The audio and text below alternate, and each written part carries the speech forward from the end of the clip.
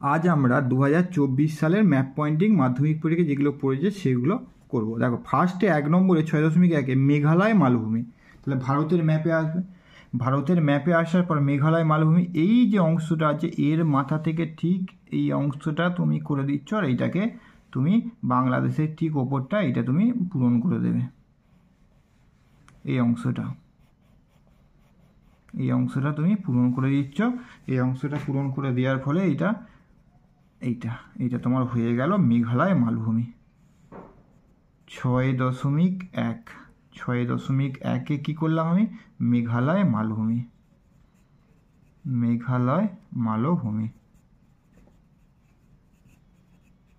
6.1 হয়ে গেল মেঘালয় মালভূমি। তারপরে 2 নম্বরে দেখো মালাবার উপকূল। তাহলে 2 নম্বরে মালাবার উপকূল আমি যদি নীল অংশটা বা অন্য কোনো কালার দিয়ে দেখানোর চেষ্টা করি, দেখো বা অন্য এইটাই পেলাম। ধরো মালাবার উপকূল। মালাবার উপকূলের এই শুরু অংশটা ধরবে, আস্তে আস্তে ধার বরাবর ওপর দিকে চলে যাবে। এইটাকে এবার আমি পূর্ণ করে দিচ্ছি, এটাকে নীল কালারে দেখালাম। মালাবার উপকূল এই অংশটা আমি পূরণ করে দিলাম।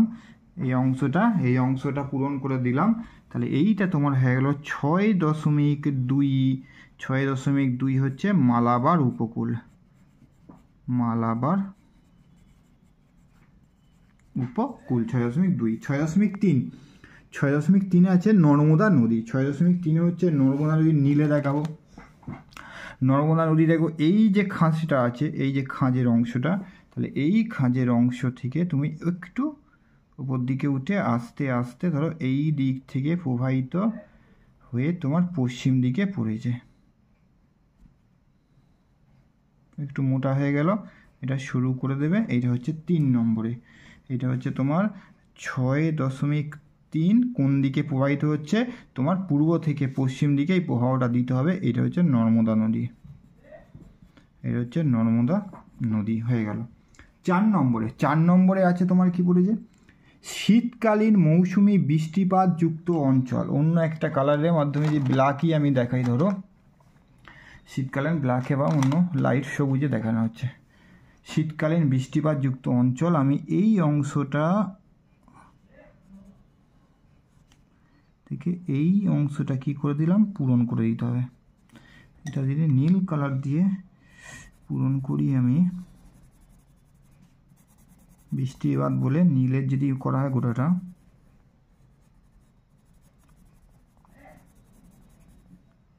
এটা হচ্ছে নীল কালারে আমি করে দিলাম। তাহলে এটা হচ্ছে 6.4। 6.4 কি বলছে? শীতকালীন এটা করমণ্ডল উপকূল।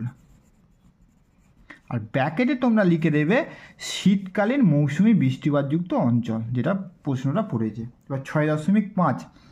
6.5 আছে একটি লবণাক্ত মৃত্তিকাযুক্ত অঞ্চল। তাহলে লবণাক্ত মৃত্তিকাযুক্ত অঞ্চলে এটা আমি ব্ল্যাক অংশ, লবণাক্ত মৃত্তিকা অনেকগুলো করা যাবে। এই অংশটা সুন্দরবন। এইটা তোমার হচ্ছে করলাম একটা। এইখানটা হচ্ছে মহানদী অববাহিকা। এইটা হচ্ছে কৃষ্ণা আর গোদাবরী নদী অববাহিকা।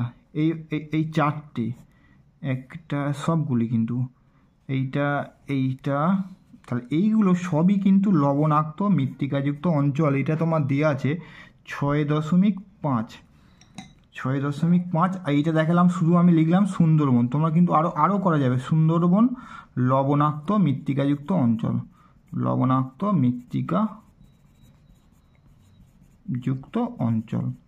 এছাড়াও লবণাক্ত মৃত্তিকাযুক্ত অঞ্চল তোমরা এই জায়গাটা আবার রাজস্থানের যে অংশ আছে এই অংশটাও যদি কেউ দেখায় মৃত্তিকাযুক্ত অঞ্চল, এবং বা এই যে গুজরাটের যে কচ্ছের রণ অংশ যে আছে এই অংশটাও তোমার 6.5ই হবে। 6.5 লবণাক্ত মৃত্তিকাযুক্ত অঞ্চল এই অংশটা দেখালো হবে, অথবা সুন্দরবন, মহানদী অববাহিকা, কৃষ্ণা গোদাবরী নদী অববাহিকার এই অংশই 4-5টার মধ্যে যে কোনো একটা অংশ দেখালেই তোমার হবে। তারপর 6.6 আছে দেখো ভারতের কেন্দ্রীয় বনভূমি গবেষণা। ভারতের কেন্দ্রীয় বনভূমি গবেষণার নাম হচ্ছে দেরাদুন। কি করে করবে? এই যে অংশটা তোমার ধরবে খাঁজের ঠিক একটু নিচেটা, এই অংশটা, এইটা হচ্ছে তোমার হয়ে গেল। তাহলে এইটা হচ্ছে তোমার দেরাদুন, এইটা তোমার হচ্ছে দেরাদুন। দেরাদুন দেরাদুন কি কেন্দ্রীয় অরণ্য গবেষণাগার, কেন্দ্রীয় অরণ্য গবেষণাগার, কেন্দ্রীয় অরণ্য গবেষণাগার তোমার 6.6, 6.6 হচ্ছে কেন্দ্রীয় অরণ্য গবেষণাগার দেরাদুন অবস্থিত। 6.7 পূর্ব ভারতের একটি চা উৎপাদক অঞ্চল, পূর্ব ভারতের একটি চা উৎপাদক অঞ্চল, এই ডিপ সবুজ কালারে দেখায় তোমার একবারে পশ্চিমবঙ্গ থেকে শুরু করবে অসমের ব্রহ্মপুত্র নদ অববাহিকা হয়ে শুরু করে তোমার এই অংশটা দেখিয়ে দেবে। এইটাকে আমি দেখিয়ে দিলাম, এই অংশটা গোটাটা হচ্ছে পূর্ব ভারতের একটি চা উৎপাদক অঞ্চল। 6.7 এটা হচ্ছে তোমার 6.7, তাহলে 6.7 চা উৎপাদক অঞ্চল, চা উৎপাদক অঞ্চল ব্যাকেটে লিখতে হবে অসম আর কমা দিয়ে পশ্চিমবঙ্গ, অসম আর পশ্চিমবঙ্গ ব্যাকেটে দিয়ে গেলে 6.7 চা উৎপাদক অঞ্চল।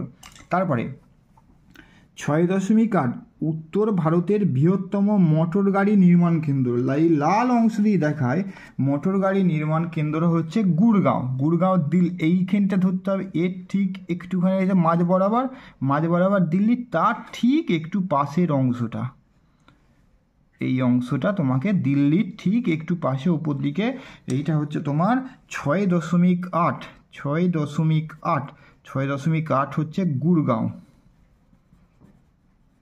গুড়গাঁও। আর ব্যাকেটে লিখতে হবে ভারতের উত্তর ভারতের বৃহত্তম মোটর গাড়ি নির্মাণ কেন্দ্র, উত্তর ভারতের বৃহত্তম মোটর গাড়ি নির্মাণ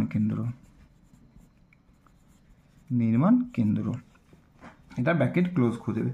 তারপরে 6.9 পরে যে পূর্ব উপকূলের একটি স্বাভাবিক বন্দর, পূর্ব উপকূলের একটি স্বাভাবিক বন্দর, এটা আমি পুরো নাম হচ্ছে বিশাখাপত্তনম। এই যে খাঁজটা আছে, খাঁজের ঠিক ওপর দিকের অংশটা তুমি দেখিয়ে দেবে, এইটা কালারি করি আমি, এই অংশটা তুমি দেখিয়ে দেবে একদম, জাহাজ যে নির্মাণ কেন্দ্র আছে তুমি, তাহলে এইটা হচ্ছে তোমার বিশাখাপত্তনম। তাহলে 6.9 এর নাম হচ্ছে বিশাখাপত্তনম, বিশাখাপত্তনম।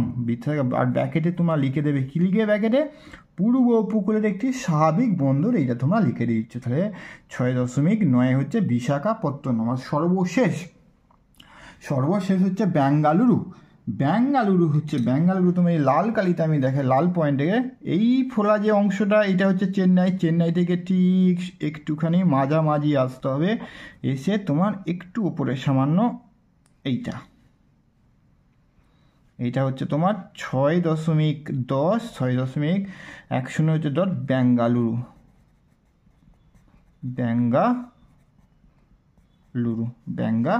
6.10। তাহলে 2024 সালে ম্যাপ পয়েন্ট গিয়েগুলো পড়েছে, সেগুলো এক করতে দেখানো হলো।